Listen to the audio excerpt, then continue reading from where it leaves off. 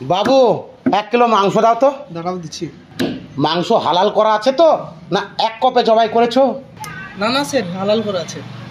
আচ্ছা চাচা, তুমি কি করো? কেন, তোর বাপ দাদা 14 গোষ্ঠী জানে আমি পুলিশের চাকরি করি, আবার জিজ্ঞেস করছিস কিসের জন্য রে? আরে চাচা, তুমি পুলিশের চাকরি করো আমি জানি, আবার এইটাও জানি তুমি ঘুষ খাওয়া তো 1 নম্বর, আর ঘুষ খাওয়া মানেই তো হারাম। তাহলে হারামের টাকায় মাংস কিনতে এসি আবার শুধাইছ মুরগিটা হালাল না 1 কপে জবাই করা? তোমার নামাজও কবুল হবে না, তোমার রোজাও কবুল হবে না। ঘুষ কর পুলিশ কোথাকার। এই, আমার ঘুষের টাকা হালাল না হারাম সেটা উপরওয়ালা বুঝবে, আর আমার নামাজ রোজা কবুল হবে কি না হবে সেটাও উপরওয়ালা বুঝবে। তুই বলার কে রে? যা এখান থেকে, ছোট মুখে বড় বড় কথা।